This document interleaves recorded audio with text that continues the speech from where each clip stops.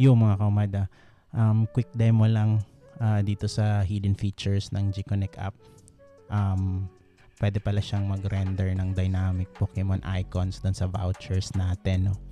So like itong nakikita nyo ngayon, ganito siya. So per amount meron siyang unique Pokemon icon. So yan, makikita nyo 5, 10, 15, 20, ayan, 30, 599, 300. So ayan, iba-ibang mga Pokemon icons up to 9 unique icons. So maximum of 9 lang. So dapat 9 different amounts pwede siya. So paano ba gawin yan, or paano ba i-enable yung hidden feature na ito? So simple lang, no? Initially ang nakikita natin ito yung default niya na voucher. May lang siya, QR code and logo, which is pwede nyo ma-customize. Meron na tayong video dyan paano i-customize gamit yung sarili nyong QR and logo. So itong hidden feature naman na ito, ipapakita ko sa inyo paano gawin. So okay, so check muna natin ngayon sa Gconnect app natin kung naka-default tayo.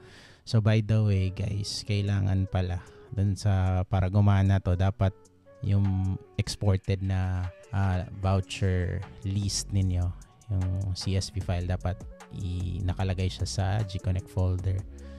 Kasi hindi yan gagana pag wala yung voucher list. Ayan. Exported galing sa Amada controller. So dapat nakalagay na yan sa Gconnect folder nyo. So pwede nyo siyang i-drag lang diretso sa Gconnect folder. So dyan nakalagay yung mga vouchers. Okay? So yan, nasa Gconnect folder na naman siya. Execute natin yung print vouchers. Tingnan natin kung naka-default siya currently. Okay, so makikita natin mag-open yan ng yung print window para makita natin sa white background. Ayun, so currently naka-default siya. So ayan, para mapagana natin yung hidden feature niya na may mga dynamic Pokemon icons, punta lang kayo sa Gconnect folder, pasok kayo dun sa IMG folder, may makikita kayong vlogo_0 na folder. I-rename nyo lang, tanggalin nyo yung 0 tsaka yung underscore. Okay, tapos balik lang kayo dun sa application. Ayan, tapos print vouchers lang ulit.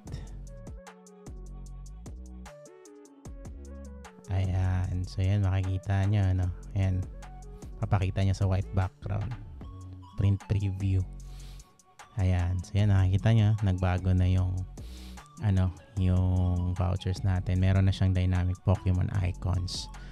So wala pa lang automation to na paano palitan ng logo ninyo tsaka yung QR code ninyo, pero pwede nyong gawin yan sa sa Paint. Medyo matrabaho nga lang ng konti, pero yan, pwede nyong palitan yung QR and logo. So very quick demo lang kung paano siya palitan sa Paint ng QR code at logo ninyo. So una yung gagawin, punta lang kayo dun sa vlogo na folder. Sample ko lang itong first na template, i-open nyo lang siya sa Paint. So yung sa akin, same din yung gawin nyo sa the rest. Gawan ko lang kayo ng sample. So sa akin naka-open na sa Paint. So together with the template, open nyo rin yung logo tsaka yung QR nyo. So parang tatlong file or tatlong image yung naka-open sa Paint.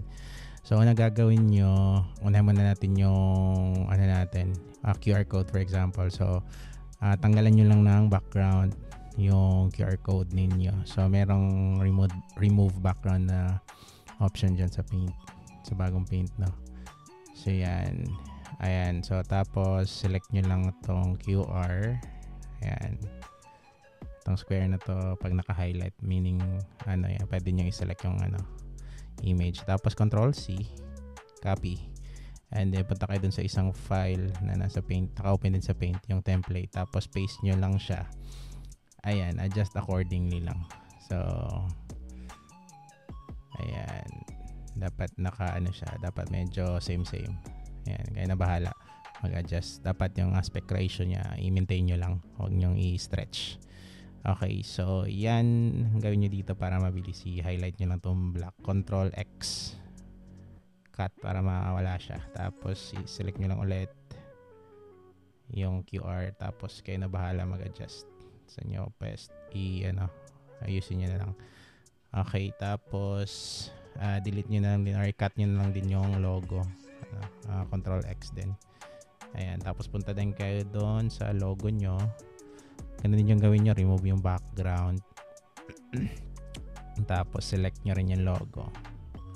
Ayan, Control C, balik kayo doon sa template, paste, Control V, tapos ayun, kayo na bahala pumesto ng maayos.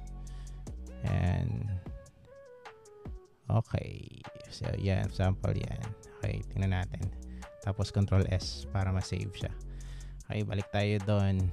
Ayan, dapat itong 5 pesos, ano na yan, yung logo na natin dapat to. Sige, so cancel natin. I-reload lang natin yung page. Inspect. Tapos ito, punta kayo sa refresh icon. Right click. Tapos empty cache and hard reload. Ayan, para makita natin siya. Ayan, so ayan o. May ano na.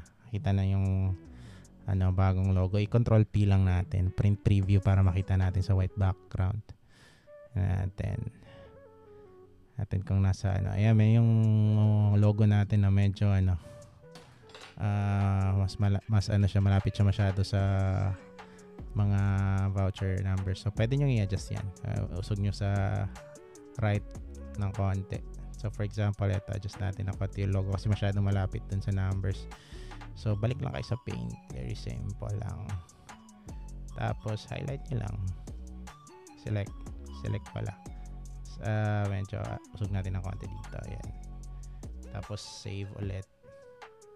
Tapos ganun ulit. Cancel lang. Right click. Inspect.